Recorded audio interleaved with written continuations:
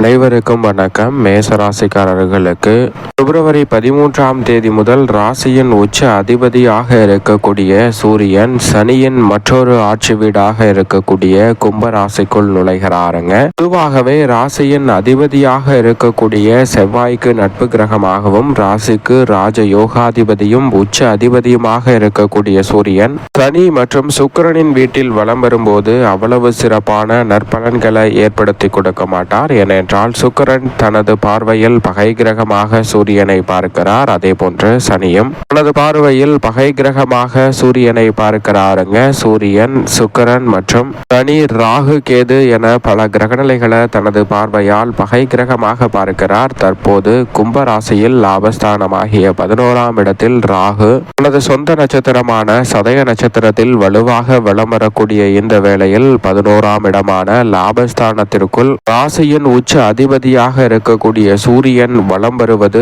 உறுதியாகவே காத்திருக்கும் அதிர்ச்சி என்று இருக்கக்கூடிய நிகழ்வுகளை கூட காத்திருக்கும் மகிழ்ச்சியாக மாற்றிக்கொள்வதற்கான முதன்மையான வாய்ப்பும் சந்தர்ப்பமும் கிடைக்கிறது. பொதுவாக சனியின் வீட்டிலும் அதே போன்று சுக்கிரனின் வீட்டிலும் அவ்வளவு சிறப்பான பலன்களை ஏற்படுத்தி கொடுக்க மாட்டார் ராசியின் உச்ச அதிபதியாக இருக்கக்கூடிய சூரியன். ஆனால் இந்த வேளையில் சனியின் ஆட்சி வீடாக இருந்தாலும் மற்றொரு வீட்டிற்குள் நுழைகிறாருங்க. தொழில் ஸ்தானத்தை விட லாபஸ்தானத்திற்குள் வலம் வரும் சூரியனின் அமைப்பால் உறுதியாகவே மிக சிறப்பான நல்ல வாய்ப்புகளை காத்திருக்கும் அதிர்ச்சி கூட காத்திருக்கும் மகிழ்ச்சியாக மாறக்கூடிய நல்ல சந்தர்ப்பமும் நடந்தே தீரும். யார் நினைத்தாலும் தடுக்க முடியாது என்று சொல்லக்கூடிய வகையில் பல சிறப்பான வாய்ப்புகளை நிச்சயம் சூரியன் இந்த வேளையில் ஏற்படுத்தி கொடுக்கிறார். பொதுவாக சூரியன் சனியின் வீட்டில் வலம் வரும்போது உத்தியோகம், தொழில் ரீதியாக சில நெருக்கடிகளை சந்திக்க வேண்டிய சூழல் ஏற்படும். ஆனால் இந்த வேளையில் லாபஸ்தானம் என்பதாலும் இதோடு மட்டுமல்லாது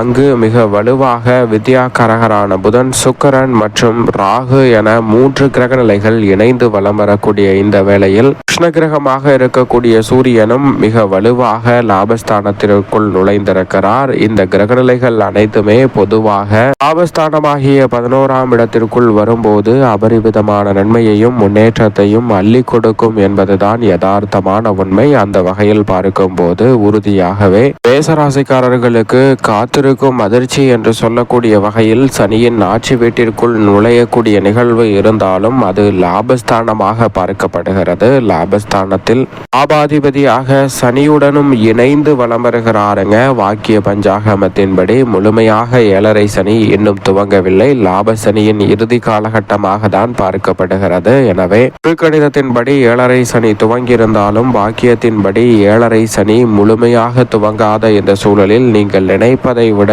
நல்ல மாற்றம் உறுதியாகவே உங்களை தேடி வரும். ஏனென்றால் வாக்கிய பஞ்சாகமத்தின்படி பார்க்கும்போது 5 கிரகநிலைகள் லாபஸ்தானத்தை வலுப்படுத்துகின்றன. 5 கிரகநிலைகள் லாபஸ்தானத்தை வலுப்படுத்தும் ஒரு அற்புதமான அமைப்பு என்பது இதுவரை இல்லாத அளவிற்கு பல நெருக்கடி, வேதனை, அவமானம், சிக்கல் என்று பல விஷயங்களை அதிகமாக மேசராசிக்காரர்கள் சந்தித்திருந்தாலும் அவை அனைத்தும் உறுதியாகவே தவிடுபடியாகும் அற்புதமான வேலையாக இந்த தருணம் நிச்சயம் அமைய போகிறது. உறுதியாகவே மேசராசிக்காரர்கள் நினைப்பதை காட்டிலும் விரைவாகவும் துரிதமாகவும் பல பணிகளை செய்து முடிக்கக்கூடிய நல்ல சந்தர்ப்பம் உண்டு. பொதுவாக ஜீவனக்காரகராகவும் லாபாதிபதியாகவும் திகழக்கூடியவர் சனி பகவான் தான். சூரியனை பொறுத்தவரைக்கும் பூர்வ புண்ணியாதிபதியாக இருக்கிறார். 5ஆம் இடத்தின் அதிபதியாகவும் ராசியின் உச்ச அதிபதியாகவும் இருக்கிறார். அவர் இந்த வேளையில் லாபஸ்தானத்திற்குள் வந்திருப்பது நிச்சயமாக எதிர்பார்ப்பதை விட ஆளுமையும் அதிகாரமும் கொண்ட உயர் பதவிகளும் பொறுப்புகளும் உங்களை தேடி வரக்கூடிய நல்ல சந்தர்ப்பம் நிச்சயமாக உண்டு. பொதுவாக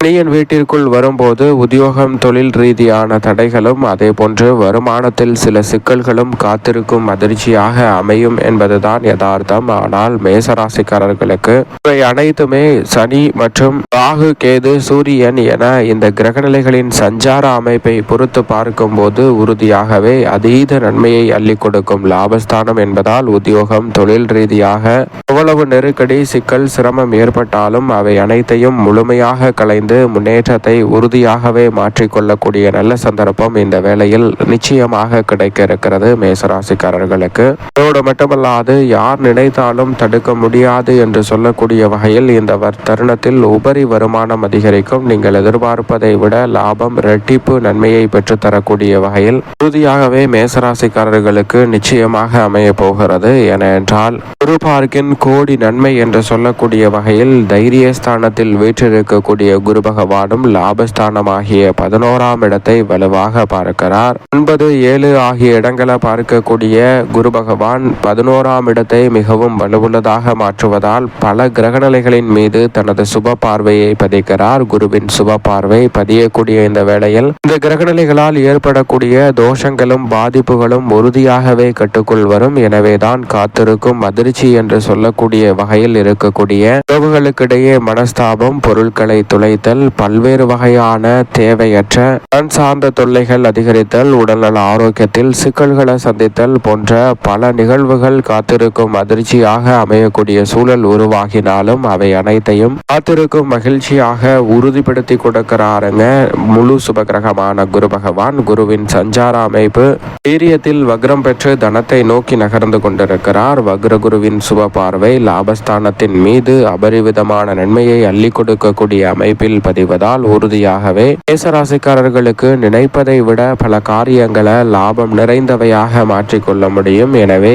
இல்லத்தில் பல்வேறு வகையான மங்களகரமான சுப நிகழ்வுகள் கைகூடுவதோடு மட்டுமல்லாது சுப நிகழ்வுகளில் இருந்து தனலாபம் நிறைவாக அதிகரிக்கக்கூடிய ஒரு சிறப்பான வேளையாக நிச்சயம் இந்த தருணம் அமைய போகிறது. எதிர்பார்ப்பதை விட பல சிக்கல்களையும் சிரமங்களையும் முழுமையாக கலைந்து முன்னேற்றம் நிறைந்த ஒரு வேளையாக மாற்றிக்கொள்ளக்கூடிய முதன்மையான வாய்ப்பும் சந்தர்ப்பமும் இந்த தருணத்தில் நிச்சயமாக கிடைக்க இருக்கிறது. அதோடு மட்டுமல்லாது எவ்வளவு பெரிய நெருக்கடி, சிரமம், சிக்கல் என்று பல நிகழ்வுகள் வந்தாலும் கூட அவை அனைத்தையும் ஆளுமையும் அதிகாரமும் பெற்ற உஷ்ண கிரகமும் முதன்மை கிரகமுமாக இருக்கக்கூடிய சூரியன் லாபத்தில் அமர்ந்திருப்பதால் அனைத்தையும் தவிடுபடியாக்கி முன்னேற்றம் நிறைந்த ஒன்றாக மாற்றி கொடுக்க போகிறார். எனவே சரியாக மேசராசிக்காரர்கள் இந்த தருணத்தை பயன்படுத்தி கொண்டால் வேதனை, அவமானம், துக்கம், துயரம் என பல நிகழ்வுகளை எவற்றை சந்தித்தாலும் அவை அனைத்துமே ராசியின் உச்ச அதிபதியான சூரியனின் அமைப்பால் நல்ல மாற்றத்தை சந்திக்கும் முதன்மையான யோகம் நிச்சயமாக இந்த வேளையில் மேசராசிக்காரர்களாகிய உங்களை தேடி வருகிறது. எனவே பல வகையில் இருக்கக்கூடிய நெருக்கடிகளும் சிரமங்களும் நிச்சயமாக கட்டுக்குள் வரும். எதிர்பார்ப்பதை விட